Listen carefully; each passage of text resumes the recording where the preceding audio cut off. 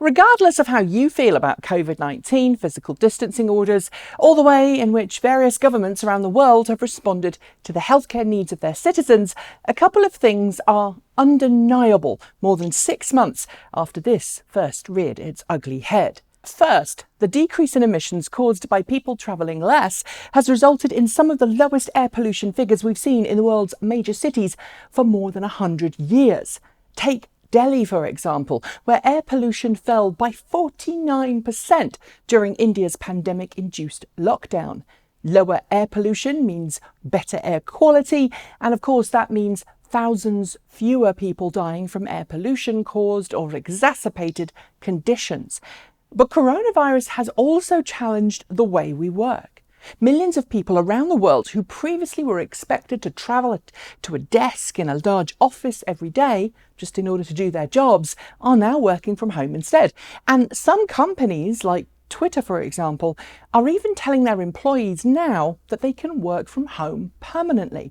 With the majority of homes now capable of a broadband connection that's good enough to allow face-to-face video conferencing and paper offices becoming a thing of the past, there's no excuse to not work from home if you have a desk-based job. And if you think about it, that could have a massive impact on the way people live. Why face housing poverty in the San Francisco Bay Area if you can telecommute from a far more affordable area with a far better quality of life? Why bother to live in town at all? These are just two of the positives from the COVID-19 crisis, but what if it could make another massive change to the way we live our lives, namely increasing EV adoption rates too? The current CEO of Volvo, Håkan Samuelsson, apologies if I've said that incorrectly, believes so. Speaking at a Financial Times Global Digital Conference recently, he said he believes COVID-19 will actually accelerate, not slow, adoption rates for electric vehicles, saying, quote, "Electrification will go faster. I think it would be naive to believe after some months everything will return to normal and our customers will come back into a showroom asking for diesel cars. They will ask even more for electric cars. And that is speeding up." Given how many millions of people around the world who've lost their jobs and are finding themselves facing what experts say is the greatest financial depression since the 1920s, that statement might be hard to believe, especially in markets like the US, where emission standards have been rolled back, not pushed forwards.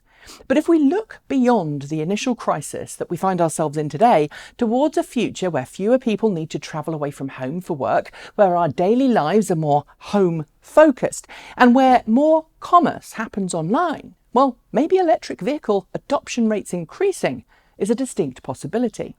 For a start, Samuelsson and many others believe that seeing the impact lower emissions has made on our planet will cause those who'd not previously considered electric vehicles to take a step towards plug-in ownership.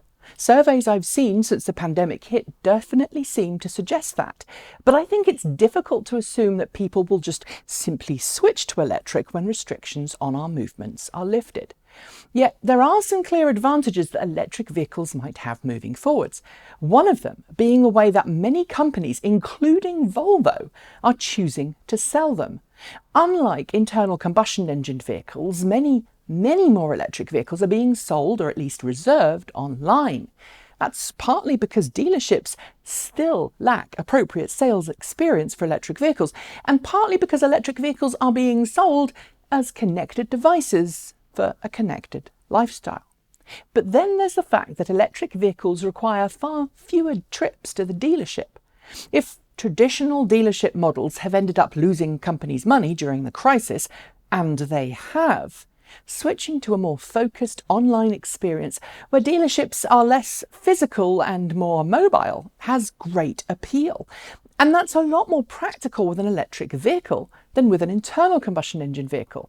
I mean, just think about it. An internal combustion engine vehicle's traditional service setup requires draining toxic fluids from the vehicle every few thousand miles. After all, why keep an expensive dealership operation in place when there's no way of knowing if similar lockdowns will exist in the future? Why not just have a larger warehouse for new stock inventory that can simply deliver cars as they're ordered, or offer wherever you are contactless test drives for potential customers with trained staff on call for any questions? In the same way, fueling an electric vehicle is a far lower risk thing for most electric car owners in a world where there's a dangerous and contagious virus loose. Granted, using public charging stations is similarly risky as using a gas station, but if you're charging at home, you don't have to rely on external infrastructure to fuel your car. And that's one less thing to worry about when it comes to interactions and contact with other people.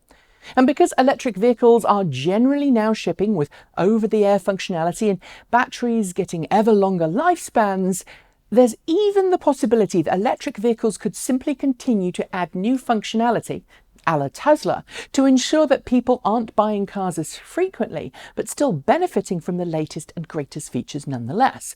And that would reduce our material consumption. But there are other things that could suggest Samuelson is right in the long term. As he noted, quote, "If governments subsidise a return to the old world, I think it would be a waste of money. They should use the money to promote new technology as they were planning to do before Corona." And he has a point. Why go back to how things were when COVID-19 could give you a clean slate? Cities are already closing streets permanently because they've decided the world is nicer with fewer polluting cars on the streets we live. Seattle's done it, it's a good example. So authorities from city level all the way up to whole country governments now have more incentives than ever before to keep things as they are now than to go back the way they were. What's the toughest challenge though? Dropping the price of electric vehicles to make them more affordable for a society hit by what is set to be the largest economic downturn most of us will remember. Nobody, except the wealthiest of folks, will currently be able to afford a $40,000, $50,000 or $60,000 EV for many years after that hits. Let's hope that lower cost batteries that Tesla and others are working on will really change the price of EVs. But that's for another video. That's it. Thanks for joining me, and I'll see you next time.